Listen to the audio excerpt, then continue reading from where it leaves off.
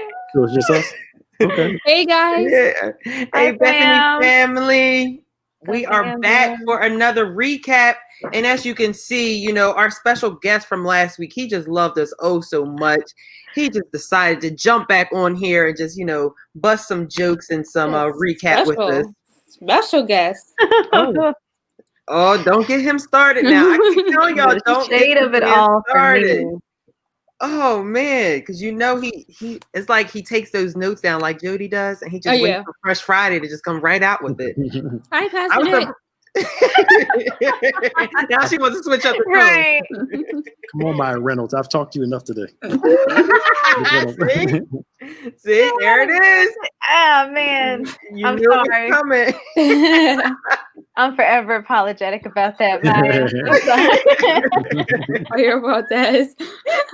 It's so funny. No, but join us. Come on in. Share. Please share the content like we say all the time. Even though it's the last day of Transform Lives Month, you can still continue to share the content and help transform lives as we go into these next couple months, which are my favorite couple months. Fall weather. Pumpkin spice.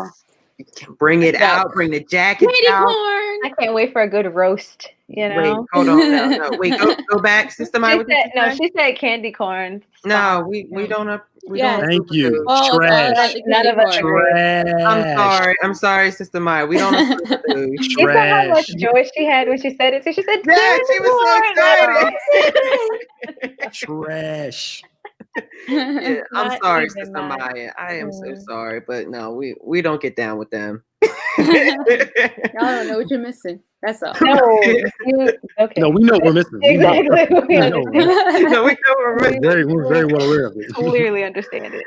No, but we want you guys to come in and share with us, as well as posting comments and asking us questions as well, because this is the recap, and you know, we put our spin to it, we add our perspective, but we want to hear from you guys as well. So we want to hear your questions, your comments, or you know, any concerns or anything else you want to add to this amazing word we got this Sunday, right?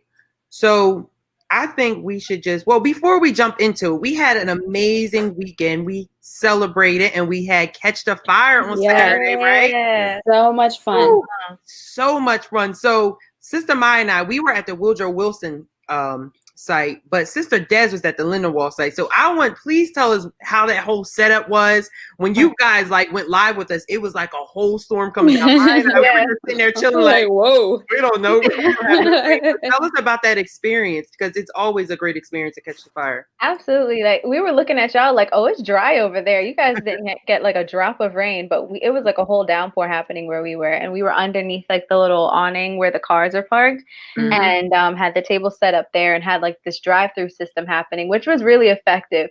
I was making jokes. I was like, we're, you know, more efficient than Chick-fil-A out here. You know, it was really, good. No, it was really good. We had Sister Kathleen. She was the one like in charge of like calling out whether or not student was elementary, middle school, high school.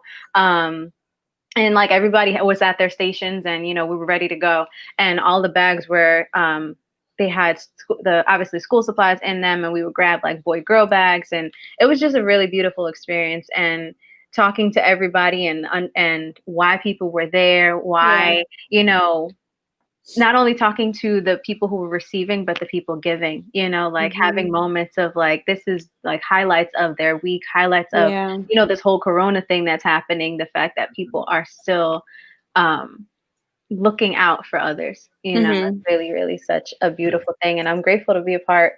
And the little effort, the little piece that I play, the role I play, I'm just very, very grateful to be a part of like the bigger picture of it all. So yeah. It was just nice seeing all these smiling faces after getting their book bags. Like, there's nothing like it. The babies were so Especially cute. the kids. They were, well, where we were, we would kept asking them, like, you know, stand and take pictures and stuff. They were telling us what grade they were going in. Yeah. It was really cool. It was so funny. But I always enjoy doing Catch the Fire. It's such an amazing time. All three of them, the book bag, the Thanksgiving, as well as the Christmas one, because I'm telling you, if you have not experienced yet, it's just like you can't explain it. Like when you give someone that book bag or you give someone that ham or that turkey when we do Thanksgiving, like it's just so incredible. And I'm just so thankful like that our church still, you know, even with this going on, we still continue to do the book bag drive, because I know that was a big concern, like, you know, considering COVID and everything. That's just like my favorite thing about Catch the Fire. Did you guys anyone else want to add about Catch the Fire?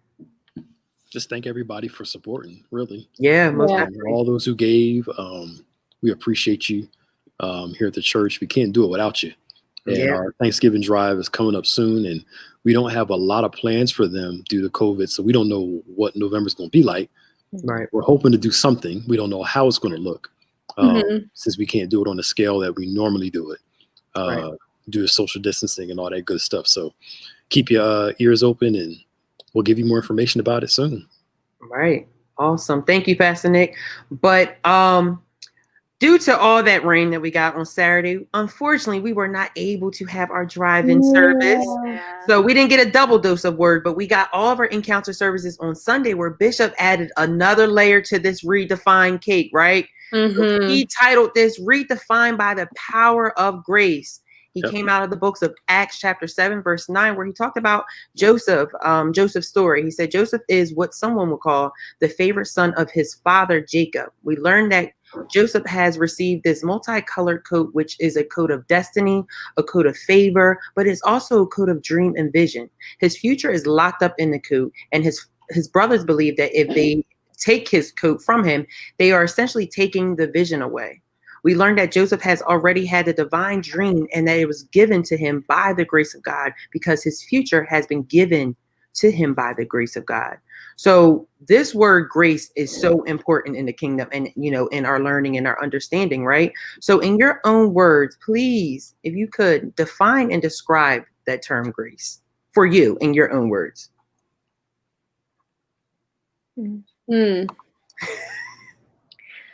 So when I think of grace, I think of it as like a feminine quality, and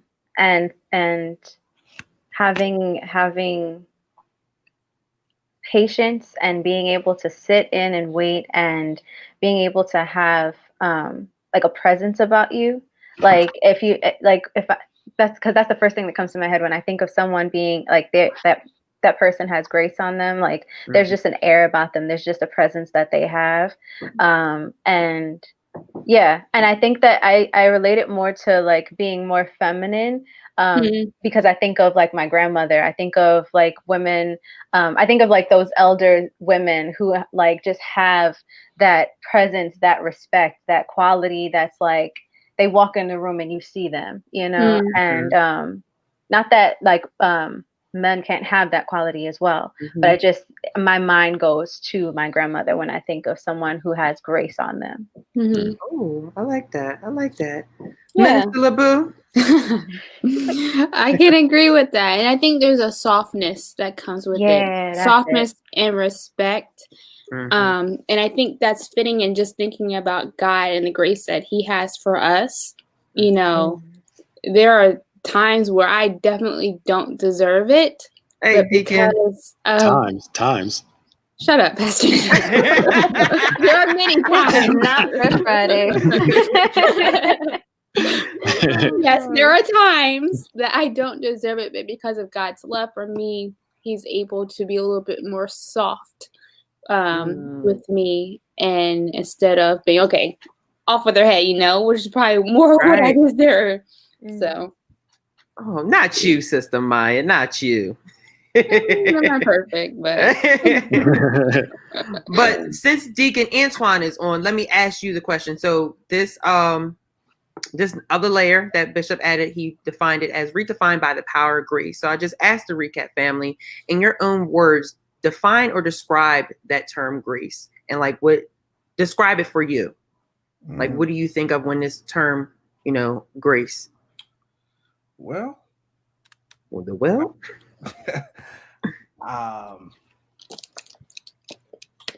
I would say grace for me is amazing.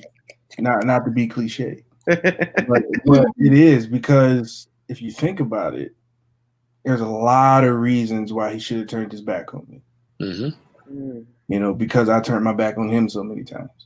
So a lot of reasons why he should have gave up on me because I gave up on him. There's a lot of reasons why he shouldn't, bless me because I did not bless him, but because of grace, I'm still here. Yeah. So a very simple definition is that it's amazing. Yeah. Pastor Nick, you want to take it over from there, good sir? Yeah, sure. Grace is one person put it like this: that grace is love expressed to an inferior. So God is love. He just doesn't love. He is love in his nature. It's who he is. Right. And when he shows love to those who don't deserve it, it's called grace. So grace is a manifestation of God's love to those who are unworthy of his love. So grace, like love, is a choice. It's not just a feeling, it's a choice he made. Because love, grace is a choice. God chose and continues to choose to give us grace. And grace is not a license, watch this, to do wrong. Yeah. Grace is the empowerment to do right. Because if I appreciate the grace that you give me, I should want to do things to please you and not do things to take advantage of that grace. Yeah. So if I can encapsulate all that, grace is favor given to those who don't deserve it, with an expectation of appreciation for that grace, for that love, through obedience, living for him, choosing to please God. Yeah. So grace is given and grace expects a response. Wow. Okay. All right. Wow. So I think I'm going to record that and put that in the Bible. The Bible should have like a dictionary and like have the terms and like that should be it. And like, notes. Right. And notes refer back to Pastor But no, all that is so true. And I think why this is so important for this Redefined series is because that term grace is a part of our walk with God. And like Pastor Nick said, like is basically demonstrating that relationship that we do have with God, right? So Bishop said, even though you may face seasons where your life appears to be out of control, God is with you. As long as we have faith in the God who made us and the God who showed us the end of the thing before the beginning of the thing. As long as we do not change the confession, the Lord is with me, we will never be alone. We learned last weekend that sometimes life can break you, but it does not break you all at once. Over time, pieces broke off of us, and then we arrive to a place in our lives where the broken pieces of our lives do not appear to be able to fit together again, right? So at times, do you believe that we are gracefully broken in order to grow in the kingdom? Gracefully broken. That's an interesting phrase. Well, something we're going to talk about. Communion is coming Sunday. Oh, Jesus takes the bread. He blesses it first. Then he breaks it. Okay. He doesn't break something that he first doesn't bless or he doesn't empower. So that's why the bread could feed the masses, because he blessed it before he broke it. So whenever God chooses to break us, he empowers us first to endure the breaking, because in the breaking, that's the only way we can multiply. If I can say it like that, where we can feed the masses, but it comes through brokenness first. If that makes sense.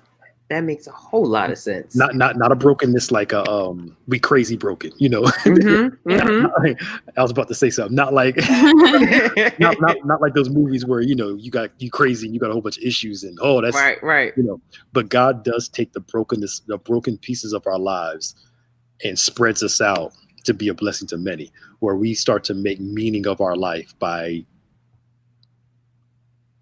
letting God distribute us to people. If I could say it like that. Yeah. That's good. So I think that we're favored for the brokenness that God brings. If I can say it like that. I know that sounds crazy. No, this is good. No, this is good. We blame some stuff on the devil when it's really God blessing us, breaking us, and multiplying us. Yeah. Kevin, direct all the questions to Pastor. I was like, we don't need to say anything tonight. They already don't like answering my questions. Pastor Nick is here to give us the support, the spiritual support. Thank you, Kevin. I'm just here for support. But no, I think that is so. And guys, this is disclaimer. This is not a Bible study. This is not a revival right now. This is the recap, even though Pastor Nick is bringing it. But no, I think that's so true. I feel like this is just my opinion. I feel like you are put in places or you are broken in certain situations to grow because you learn from it. Yeah. It's like how Bishop talked 2 weeks ago about like delays put in our lives, and that delays are put in our life because it's to help us build our faith. Mm-hmm. So we're ready to continue on in the journey. So the rest of the recap family, what do you guys believe about being gracefully broken, or that the perfect illustration Pastor Nick just gave us? Yeah. I think it's necessary for growth. I think it's a part of purpose, because he has to, as we say, gracefully break us in order for us to be evenly distributed. Because there's a part of us that we don't want touched, and God specializes in touching those unwanted parts. Mm-hmm. And it's in the untouched parts that then the true blessing comes. So I think it's essential. We have to be open to it. Because if you ever tried to be abrasive when somebody's trying to do something, it may hurt a little bit more. The more you fight, it'll hurt more. So be open to when he's ready to, break you right then and there. Mm-hmm. I like that. Minister LaBouffe. I agree. I concur with everybody. But I also think like when we get in moments in life where we're comfortable, that's when there is maybe a lack of progress, where we stop moving because we're good. So God has to push us out of our comfort zone in order to take us to where we're supposed to be next. So even though we might have to go through these moments of feeling broken and not knowing why are we going through this, what is the purpose? But, ultimately God sees the bigger picture. So I definitely think that he uses those moments to help us grow. Awesome. Sister Des? I just keep hearing the song "There's Beauty in My Brokenness." Like that's like as we talk about it, and I agree with you guys are saying. You have to be broken down. You have to be pulverized down to back to clay almost, so that God can restore you. He can build you back up. And I really like what Pastor Nick said about like being able to be broken to spread around, to be able to spread God's word. I love that. I didn't think of it that way, but I really. Yeah. I think the psalmist says that God desires a broken and a contrite heart. Broken spirit, and it's not like broken. Even though God can use our negative brokenness, I think we sometimes confuse it with that. Like 30 people hurt me, and out of the 30 people hurting me, yes, you offer that to God, but he also wants to help heal you some of that stuff too. You know what I'm saying? Right. The brokenness he's talking about is the humility. It's it's my mistakes have broken me to a place where I know to look to God. And because sometimes Christians try to use God to justify their damage. Yep. And and God doesn't want you damaged like that, but he'll use your damage. To bring you to a place of humility where you recognize that what God really wants is your heart. He wants you. And unfortunately, for some of us, it takes God, as Des said, to pulverize us down the clay. Right. To start us all over again. Right. That's so true. You look lighter, Maya. Really? He's so shady. You went out for a minute and it just changed complexions and everything. It's the Holy Spirit. The glow. It's God, that's all. We talked about it Wednesday, the glow of the Lord. She was Moses. Oh my God. I'm starting to wake up now. Come on. Oh, here we go. So not only does God stay with us, but God goes before us. Not only is he before us, he is also behind us. Bishop stated that we are hemmed in by God in front, behind, and within us. right? So oftentimes the road of destiny often seems to contradict in our eyes the very nature of God. By grace, God is redefining what looks like rejection into promotion and authority. God redefines Joseph by adversity that leads him to the realization of his dream and the realization of God's vision for his life. So let me ask you guys, has God ever put you in an unfamiliar place where a hidden talent inside you was revealed? Testify, Maya. Testify. Yeah, Throw you on the spot. Testify. you did. Go ahead, Minister LeBeau. I shared it before about how like I came to social media because I was going to school for biology. I was going to be a doctor, and then I had my surgeries, and I kind of fell into social media from there. But to answer your question, Kevin, yeah, I feel like I definitely had to go through adversity to get to where I'm at now. And now that I'm through it, for the most part, I'm able to see, oh, this is why. And then even Pastor Nate, like what we're doing for social media now, and because of the coronavirus, like when you're in the moments when it's happening, you don't understand. But when you're coming through little by little, you're like, okay, all the puzzles are starting to fall into understanding why we have to go through the things that we do. Yeah. Right. That's so true. Anybody else want to add? Or you want me to use my example since, I never answer my questions, you guys say. You throwing them at us. You answer the question. So I will say that, and I was just talking to Maya about this on Saturday, that I feel like in this season of coronavirus and quarantine and everything, I was put into an unfamiliar place with social media, right? And if we were still in person and stuff like that, I wouldn't say that I would be as active on social media as I am today. But I am starting to see that every time that I do, we do recap every Monday, it just like really sets my week off for a great week. And I'm sorry, is that my phone? Oh, I don't hear anything. I don't hear anything either. Oh, I heard a bing. Sorry. But no, I really feel like I was placed, like during this time, I was placed in an unfamiliar place, not only with the church, but for my job as well, where I had to, showcase my skills and the hidden talents that I had inside me. Mm-hmm. So I really feel like a lot was revealed to me for myself throughout these last couple months.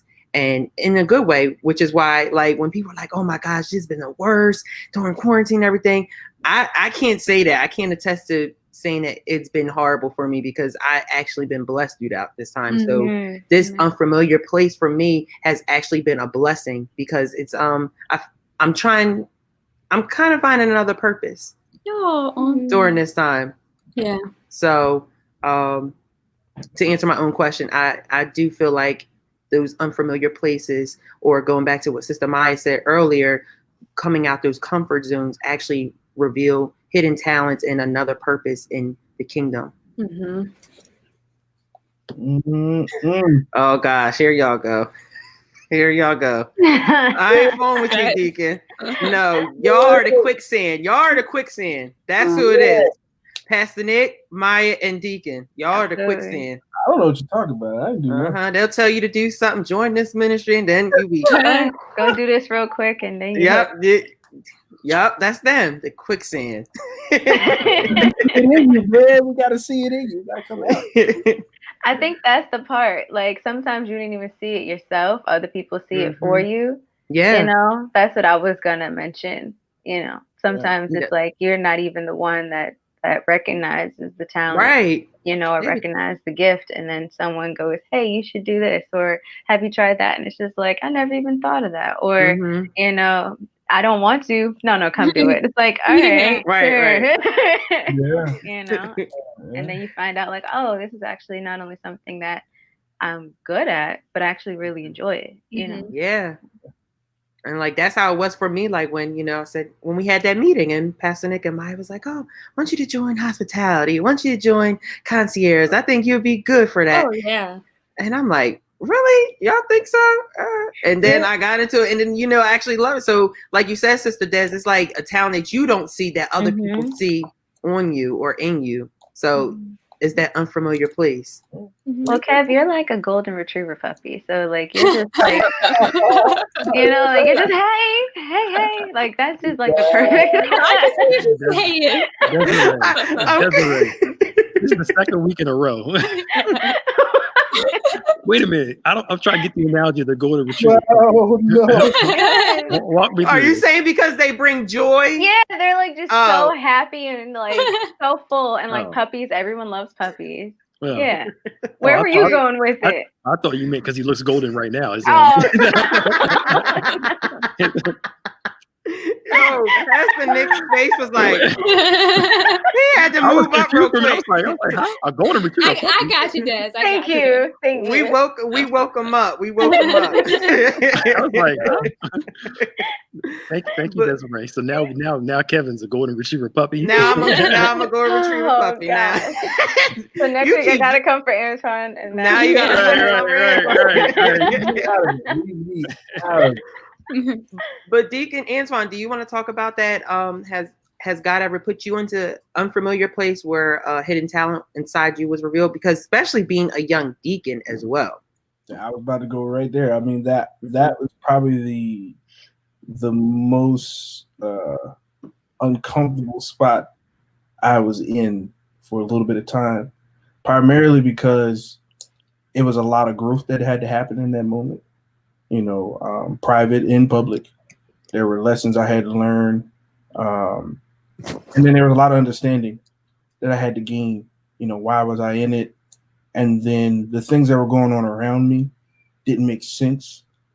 You know, different conversations I was having and, you know, different people that was coming. It was a lot of different things that was going on at that time. But as Bishop instructed, that the end of it, you know, that the destination explains the journey. So, right. You know, once we got to the end, everything started to make sense. Right. And, you know, and I jokingly tell this story all the time. The only reason why I did it is because he asked me to. Mm-hmm. You know, there was not a desire to do it. You know, I was very green, as they say, about deacons. I didn't know what deacons did and all that other stuff. But, you know, for him to come and ask me, I was like, okay. Because I had, you know, other deacons that we all know. Reverend Trader Hick approached me, Deacon Tate, Larky Mays, Deacon Stevenson, all asked me, you know, would you consider it? Would you consider it? I'm looking at him like, no. Mm-hmm. But he came to me and I was like, okay, you know, let's do it. I like that. Yeah. Ooh, I remember that day. Okay, I'm back. So, Pastor Nick, do you want to talk about what we learn in those unfamiliar places when we're put in them? Like, I know we said hidden talent, but what are the things are exposed to us during that time when we're put in those, you know, out of our comfort zones in those unfamiliar places? Some of your historic hurts and wounds. This is adage that the potter and the clay example. While the potter is building the clay, the best of the clay and the worst of the clay are coexisting at the same time. Mm-hmm. So while he's developing the best, the muck at the bottom is rising to the top. Mm. So we all want to be made by God, but are you really prepared for what he's going to reveal to you while he's making you? Right. Because there's some stuff down at the bottom that you either forgot was there, you're repressing it, but as he's shaping you, he's bringing up some of your old fears, your old hangups, your old issues. Mm-hmm. Because in order for you to fully walk in this new dimension, I need you to deal with this part of you. Right. Right. I need you to deal with your old wounds, your old heartaches, your old pains, so you won't carry that mess where it's controlling you into a new place. Mm-hmm. Right. So being used by God reveals the good stuff about you, your capabilities. And it reveals your hangups and your hurts too. Right? God has a way of revealing you that will make you say, okay, God, I got the point. Yeah. Mm-hmm. You don't realize you're as hurt as you are. You're still as resentful as you are, unforgiving as you are, mad as you are. He has his way of showing it to you. Right. The good and the bad. So when God calls Moses, right, he tells him the first thing is go get the snake, right? Mm-hmm. Now the snake, watch this. Snakes were worshipped in Egypt. Now watch this. Moses' first response when he threw his staff down and became a snake was what? He ran away from it. Now, mind you, he grew up around snakes. Yeah. Snakes were familiar to him because in Egypt, snakes were a big deal. But as soon as he saw that rod turn into a snake, instead of him approaching it, he ran away from it.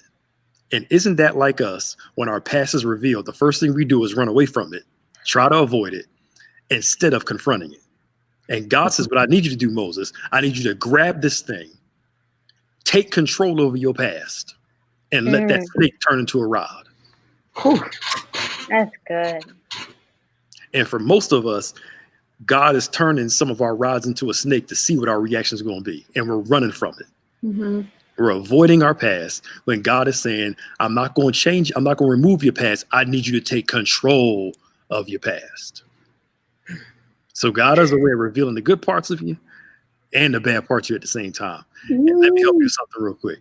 It can get the heck on your nerves. Mm-hmm. Right. Please, y'all better tie into this right now. You see it? It will annoy you to no end sometimes. Right. Battling with you. Oh yes. Yeah. Mm-hmm. All right. But God wants, and the longer we avoid it, the worse it gets. God wants you to take control of it. But that's my little rant on that. So sorry. Woo! He's waking up, guys. Yes, all the sow the seed. Sow the seeds. Give a fire. You see it. Sow the seeds. Oh my God. Or if you just want to show up to church with some pumpkin spice for the good sir, that'll be fine too. So Joseph talked to Pharaoh about his father, brothers, and the entire extended family. And because of Joseph's word, intercession with the king, the great success and wealth Joseph brought to the king, Joseph had the favor of the king like Christ has favor with your God. This grace causes a favorable response by Pharaoh towards Joseph's family. God gives grace and God gives favor. Bishop always says that grace is free, but the favor is earned. Referring back to Joseph's life, we see how his favor was earned in every situation that he found himself in, right? So in your opinion, how is favor earned? Even though Bishop answered it, in your opinion, how is favor earned? Some very theological questions, brother. Well, you were listening to the message. Bishop gave you the answer. Now I'm playing. That been just said. Bishop talked about it. He said my opinion. So I'm not kind of regurgitating what he said. But, oh my God. He done forgot the question. You said in my own words, how's favor earned? Mm-hmm. I mean, if you look at it biblically, it said Jesus grew in stature and earned, favor with men and with God.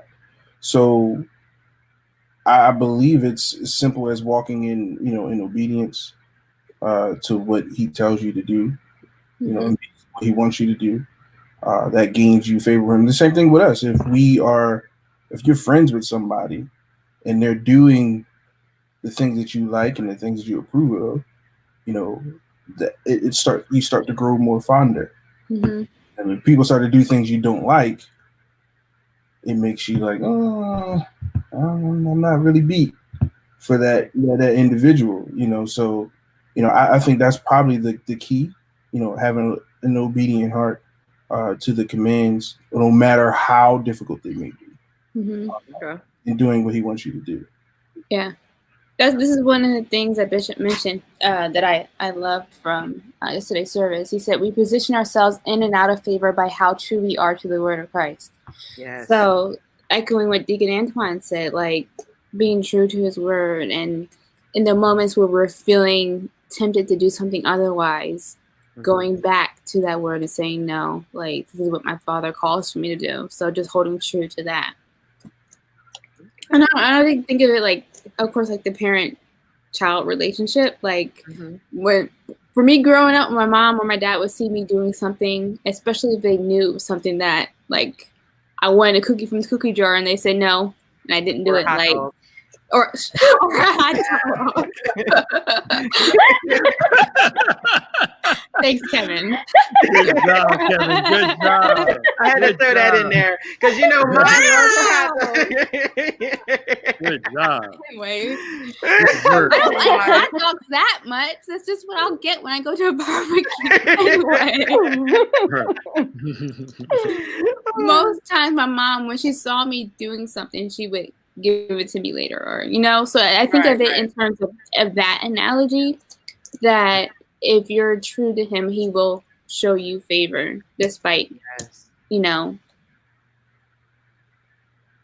despite that's it. That's all I gotta say. Okay, I thought you were gonna finish something. I thought she was going on. I'm like, she's referring back to her Right. notes. She got Despite, despite what, right?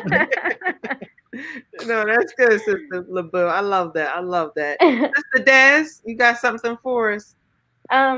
So I guess I'm approaching it from a different aspect, because I feel like favor has always been on my life, even when I wasn't as close with God. Like it was situations where it went before me, and like that whole thing of like like your name is in the room before you walk in.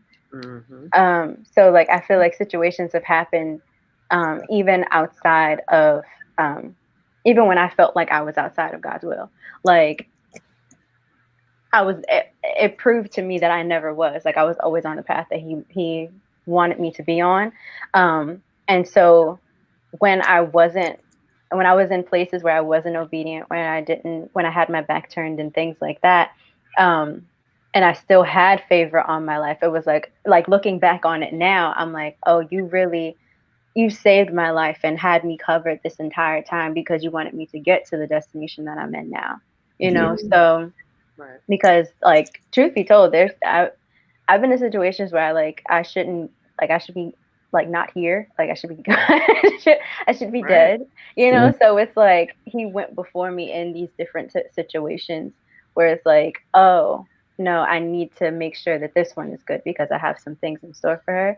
And so now it's almost like you did all of this for me when I was cutting up, as Bishop likes to say.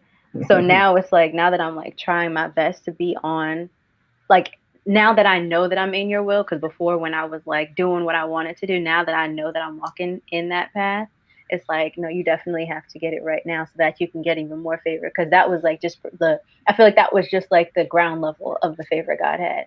And so now it's like, no, you're in it now. Like, how do we continue to level up and get all of it? So yeah. I like that. Whew. Pastor Nick, in your opinion, how is favor earned, good sir? I agree with everybody. I think it's simply we talked about this in the chat. It's the Cain and Abel thing. They both brought an offering. God accepted one, rejected the other. Cain gets upset, and God is like, "What are you upset for? If you do the same thing your brother does, you get the same result." A lot of people envy what they're unwilling to work for and unwilling to do. So God favors us, but he gives us grace, but he also gives us access based off our obedience too. And the more I walk with him, because God has got a principle. He respects principles, not people. If you follow the principle, you get results. Right. So I think it's as simple as that. I know it's more complex, but in a nutshell, No, that's good. Yeah. And despite, that's right. Despite God it was an open-ended statement, despite whatever it might have been for you. And you're like, it's like despite. Like, that's a dot after the text. Right. I hate those things. I do this all the time. Oh yes. When Maya wants something, it's like this little, you think about this, or can you consider this? Instead of just asking, can we do this? It's always like this little spoiled thing. Just have you ever considered, you think we can? Anyway, sorry. dot, dot, dot, dot, dot, dot, dot. There comes a time in your walk with God where you start to feel favored because of the intensity of your gratitude. The dimension of your intensity of your gratitude is directly connected to the feeling of being favored. Gratitude should cause me to feel favored. With that being said, if I'm ungrateful, I won't feel like much favor is attached to my life. Something that we have to remember is that we don't want to get drunk on grace, because when we are drunk on grace, we are starting to be we start behaving entitled to the grace and favor of God. So Bishop asked us, how do I cure this condition of being drunk on grace or feeling entitled not only to the provision, not only to the prosperity, but the favor of God? How do I get sober? So in your opinion, guys, how do we cure this condition of being drunk off grace? How do we get sober? Humility. Okay. Recognizing that, one, we don't deserve it. Mm-hmm. Two, that you have to stay low. Don't bring yourself to a high position, because then that automatically eliminates you from that. God is the one that promotes. You don't promote yourself. So, staying humble when he blesses you, when he favors you, not taking the credit for it, giving him glory in all things, is one of the ways, because once we flip the script, that's when it becomes, now I'm entitled to it, because we start throwing tantrums and we start getting upset about God not working things out and God not doing things. And then then it shines a light on what your relationship really is about. It's about the stuff and not about him. Mm-hmm. And as we've been taught for years, God, we should love God and have a relationship with him for him, not for what he can give us, because he wants someone that appreciates him, not the blessings, not the favor, not the grace, but him. Yeah. Once you get to that mindset, that'll break off all that, that pride and entitlement. With that, I think about like the story of Job, because he had favor and grace on his life for so long, and even when he got tempted and things got taken away from him, he still had God's favor. Like, God was still looking out for him, even though he took these things away from him, just to see how he would still show up. And so I agree with what you said, Deacon. Like, where's your heart? Like, what is your heart posture really? Like, is it for what God can do or who God is? And yeah, his favor is going to be on you stronger depending on how you show your love back. Right. Despite. Despite. Yeah, y'all gonna run this thing. Despite. It's gonna be a new thing now. You get it. It is. Sister Maya, would you like to give us your opinion on what is going to cure us from this being drunk off grace? What's going to get us sober? No, I agree with what was said. Like, I think God has a funny sense of humor. And like, going back to what you said before, sometimes we will experience things to be humbled, and then to really see, okay, this is God, nothing but God. So definitely, I echo what everyone already said. Okay. Pastor Nick? I think, how do we get sober? I think part of it's maturity. I don't know. No, this is water, y'all. It's Saratoga water. It's water, y'all. It's water, saints. It's water, saints. Despite. Maya with the shade. That was good. I'm coming after you, Pastor Nick. Okay. You sure you want to do that? No. No, it's fun. I take it all in. It's fun. I enjoy it. I grew up in a roasting culture. But I think maturity. Okay. All of us are above 25. I think so, right? Yes. Yeah. Right, Des? Yeah. Tell me I'm an adult. No, I wasn't. No, I know you're an adult. I know you're an adult, but I can't remember everybody's age. I think Antoine just turned 26, right, or something. Antoine You just turned 30. 28. Yeah. And how old are you, Des? I'm 26. 26. You just turned 26. You just. Come on. I'm just saying. So. Hey, You said I was in elementary school the other day, so I'm not. Oh yeah. but that wasn't on live TV. That was a private thing, you know. Oh, true. My bad. Yeah. We are live. Never mind. Right. We're like on the public. Sorry. Yeah. But the reason why I'm asking the question is like all of us at this point in time look at our parents and look at what we can give them. Yeah. Because our relationship with them has matured. Mm-hmm. Now I look at my kids now; they're 7 and 3, and they almost act like we're there to be their servants. Mm-hmm. You know, because children are used to, you know, you raise them doing everything for them. It's hard for them to break them out of that. Yeah. But the more they mature, the more you require something from them, and God requires that same thing from us too. The more we walk with Him, the more we mature. And the more we start to take in consideration what He wants. Mm-hmm. You know, when's the last time we asked God, okay, Lord, what do you want me to do for you? Right. Rather than do for me, do for me, do for me, do for me, do for me. Right. You know, so a lot of it is intentional growing and becoming more loving because love looks to give. Mm-hmm. So we don't get drunk off of grace we don't get drunk off it when we learn to appreciate it. Yeah. You have to remind yourself, I'm not entitled to this, because it's easy to feel like you are. Right.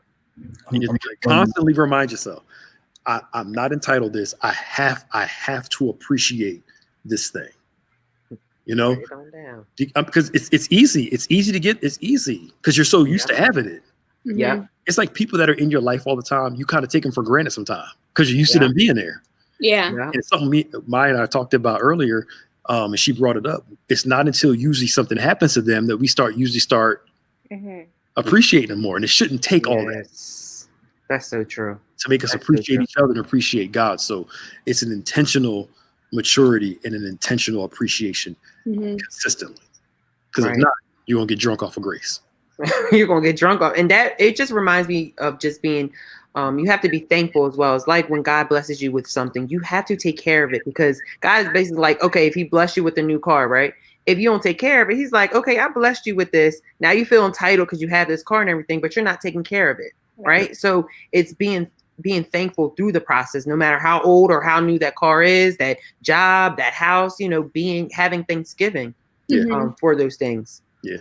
And a good way to do that, usually when people struggle with Thanksgiving, I have them get a notebook, and it's called a Thanksgiving notebook.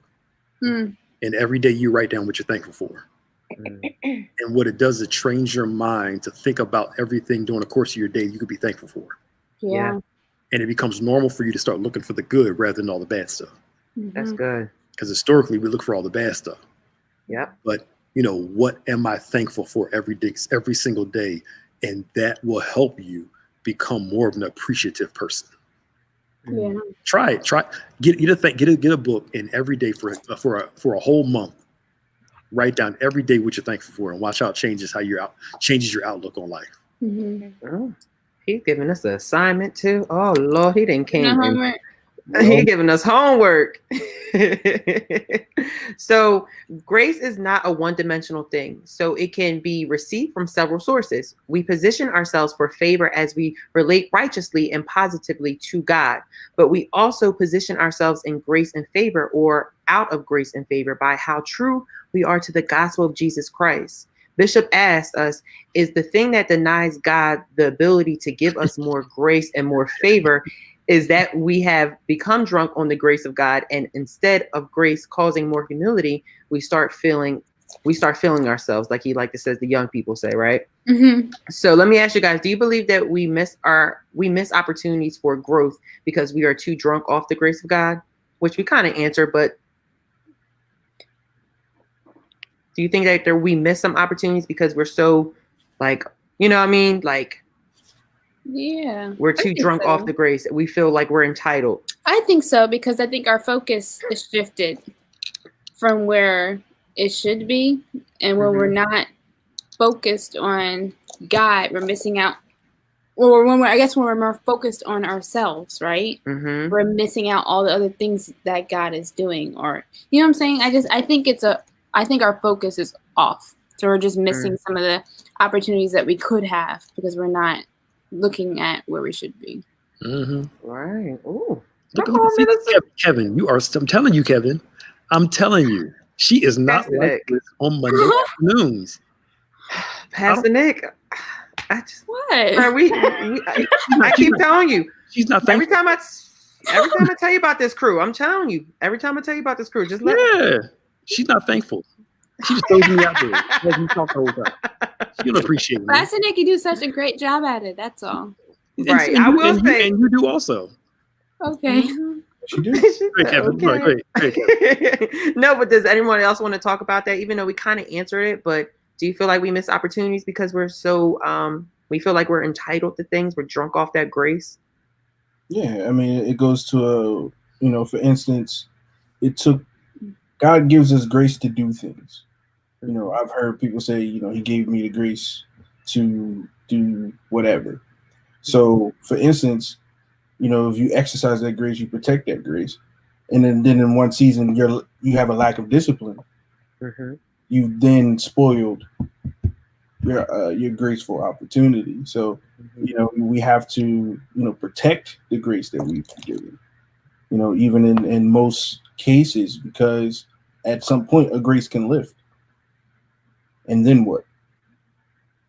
That's a real thing. You stuck without the grace of God, then what? I like that. Okay. Sister Des, you want to talk about that? I guess I'm kind of confused on can you ask the question again? Mm-hmm. Do you believe that we miss opportunities for growth because we are too drunk on the grace of God? So we feel like we're entitled to certain things that God blessed us with, that we are missing other opportunities that are around us of growth. Okay. So see, I think about what Deacon Anton said earlier about not being humble, because if you have God's grace on you and that opportunity was gone from you, then God is still good. God is, he still has favor, he can still have favor on your life, and something has gone away from you. So I don't think I'm fully understanding I don't know if I'm fully understanding the question, but that's where I'm getting from it. Okay. No, that's good. Like when I hear the word entitled, I know that is a negative thing, but I guess I'm interchanging in my head entitled with expectancy. I think that's where I'm getting confused, or I'm confusing myself, because that's good. In my head I'm not entitled for God's grace or God's favor, but I'm expecting it to show up. I'm expecting to have it. I'm expecting these things to work out for me. So if I'm coming at it in the sense of that, if I'm coming from I'm expecting rather than I'm being entitled and not humble by it, then yes, then I can slip through the cracks and miss, and not even just miss the actual blessing that he's trying to give me, but miss the message too, miss the point of it all too. Because if if something is in my hand and it slips through the cracks and I go, oh, God was just trying to teach me a lesson here, that's different than it's slipping through the cracks and I'm blaming everyone, blaming God and everything. I feel like that's entitlement, where expectancy is different. So yeah, I was trying to make sense. I'm sorry. I was trying to. No, you're cool. No, you're cool. No, but that's why we do. This is why we have the panel, because this is if we were in church, and this is the conversation you have after church, where you be like, okay, I got this, I took it this way, but how did you see the sermon? You know what I mean? So that's good that you had a different perspective of that. I didn't even think of it that way, but that's awesome. I did like that. Pastor Nick, did you want to talk on that? I think intent means everything. So if I have proven to you that I can be consistently on time, and I tell you I'm going to pick you up at 7, if you know me, you're ready at 6:55. Because my treatment towards you has proven itself to be consistent. So now you're living off of expectation. intent, that's fine. Entitlement is, you better come pick me up because I said so. You know, entitlement is, you have to do it just because I exist. Yeah. Expectation is, I believe you can do it because you've said you can do it. You've proven that you can do it, and I expect you to be you. Right. All right. That's how you live in expectation versus entitlement. Expectation requires faith. Entitlement is a twisted admiration, twisted faith, selfish kind of thing. It ain't about you, it's about me. You know, so that's how you can split the hair between the entitlement and the expectation. God doesn't have to do it. Right. He said he would do it, and he's willing to do it. It's like the miracle where the leper comes to Jesus and says, Lord, I believe that you're able, but if you're willing. He basically says, I know you have the power to do this, but my real question is not if you have the power. My question is, are you willing to do this? And that speaks so much volume to me. And Jesus saw that as an act of faith. He didn't sit there and say, what are you talking about, willing? Don't you believe me? No, because he understands something. Because there are times where, you know, God says, I got the power to do it.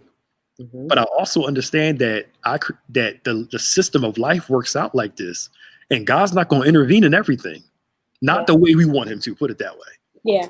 Oh, Lord, this is going to start a whole conversation on the topic. Oh, yeah. This is good, though. But can we keep going? Let me do this real quick. And I'll try. It's a very complex subject, but let me do this real quick. The sovereignty of God, right, says that God is in the healing, the miraculous, and the deliverance. And the sovereignty of God also says that he's with the broken, the hurting, and those that didn't experience it. What we say is, when it works out the way we want it to work out, God was in it. And when it doesn't work out the way we want it to work out, God wasn't in it. I defy that sentence. Right. He's still that phrase, because God is in the one that he chose to heal, but he's also with the one that's suffering, with the one that passed away. And the sovereignty of God says he's in both situations. That I healed the person, because people ask the question, why did this person live and this person didn't? Right. Well, God was in this one, but God would no. God is, the Bible shows us a balance. He's with the suffering, as well as he's with the one that's rejoicing. That's the kind of God that we serve, and God sees both of those as faith. That he's with me no matter the circumstance. Yeah. Well, good evening, y'all. I mean, it's a more complex statement, but that's kind of the gist of. No, that. No, that was actually like a really good explanation, because I was a little confused on it, and that was very clear. I think you know, especially with the whole life and death thing. Yeah. We love the healing scriptures, and I believe in the healing scriptures. I do. But there's other scriptures that says that it's appointed to man to live and to die, and precious as it is for him to, you know, the people to come into his presence. Both things are his will. So how do you navigate those two things that are both his will? Right. And I want the healing. I want the deliverance. But when he came to the tomb of Lazarus, he only called Lazarus to come back. Because if he would have just said, rise up, a whole bunch of other folk would have got up too. But he was specific and said, Lazarus, rise forth. And the rest of the other people stayed in the grave. And it's not that God wasn't with those people too. I have a question. Yes. Do you think that entitlement from God, like the entitlement towards God, comes from people, you know, like I tithe all the time, I do, I give, I this and that, and it's like this conditional love that comes out for people? Yes, Jesus in not Matthew, Luke 18 talks about a parable of two people coming to pray. The one comes into prayer, says, I'm a tither, I'm a giver, I do all this stuff, I don't sin as much as this next person. And then he says the next person comes in who's a publican, I think it's a publican or a tax collector, one of them. And he smokes his breast and says, Lord, I'm basically unworthy to even talk to you. And Jesus asked the question, who walked away justified? The one who touted his resume before God, or the one that came and said, I was a sinner? And Jesus says, the one that came in and said, look, no matter all my accomplishments, in your presence, I'm still a sinner and I need your help and I need your grace. Not the one that feels entitled and says I'm better than everybody else because I tithe, I go to church, I give, I do this, so and so. Right. Okay. Yeah. Whew. And the doors of the church are open. Go and throw the seed thing back up. Right, please don't. But I just want to make sure I clarify it so people are understanding where I'm coming from. No, there was a great illustration. It's not that, we believe God for the best. Right. We should absolutely believe him for the best. And we have to learn to trust him in the worst. Yeah. That's my philosophy in life. Believe him for the best, trust him in the worst. Right.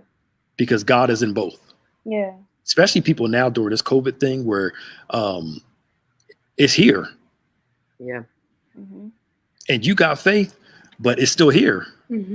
So how do we manage this season that we can't change? Right. Is God in all this stuff? Yeah. And he is. So he just so we learned that Joseph is redefined by grace because he is rejected by those that know him. He is thrown into a pit of isolation, rescued into slavery, goes from slavery to prison, and then from prison to what on the surface looks like a greater dilemma, but in reality, it is a promotion. He is transformed from the rejected, isolated, enslaved, imprisoned son of his father to a deliverer for the very people that rejected him. We witnessed that the power of grace manifested in his life from one chapter in his life to the next. So Connections family, recap family, do you have any last words of this sermon that we got this week? I got favor. But like we like to say is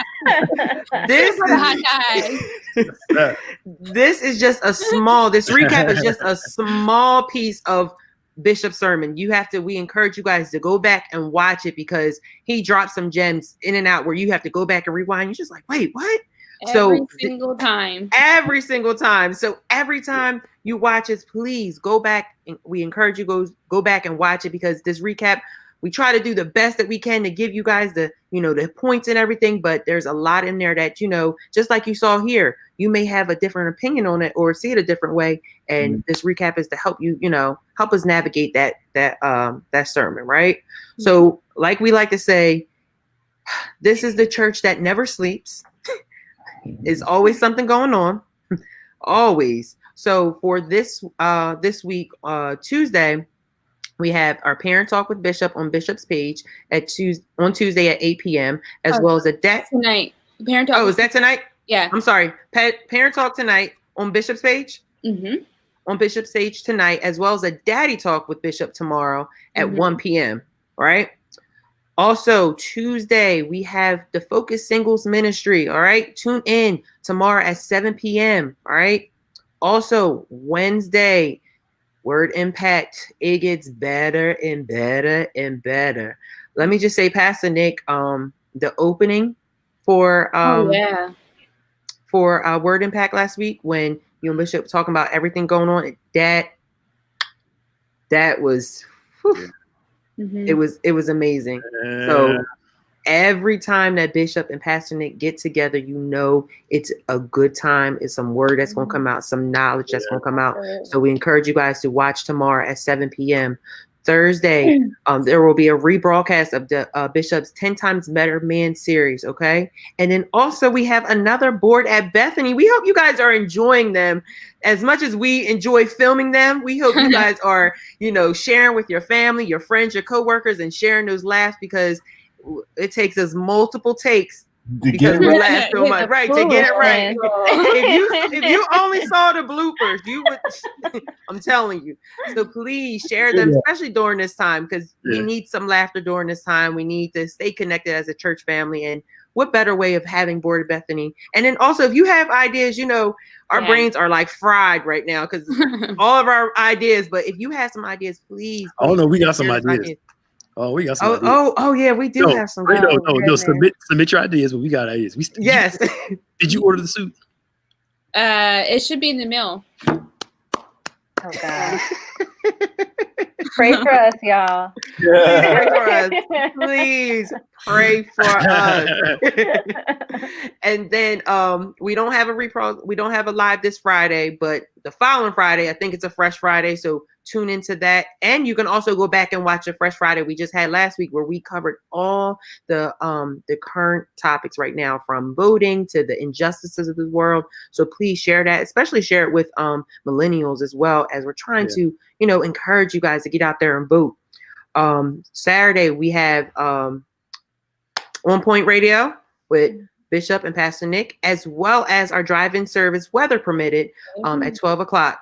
And then on Sunday, we have our 8, our 9, 10 discussion, 11 and 12 encounter services, as well as... and then we have communion at 6 p.m.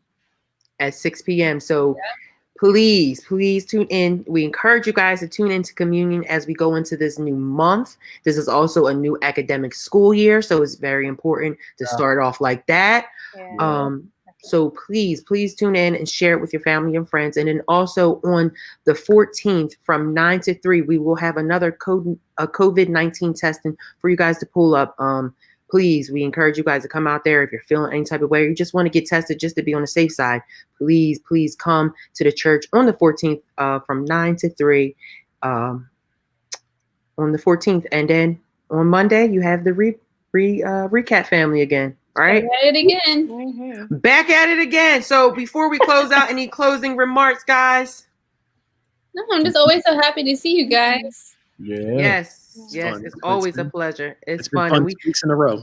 yes, we love Pastor Nick here. He's been dropping some gems. Mike, keep talking trash, Mike, because it's something I want to do. I'm not going to do it. Oh God. You didn't say nothing. I saw you. Oh, that's so funny. But yes, Bethany family, we love you guys. Thank you for tuning in. Please share and see us on social media. Bye, guys. Bye, guys. Bye, guys.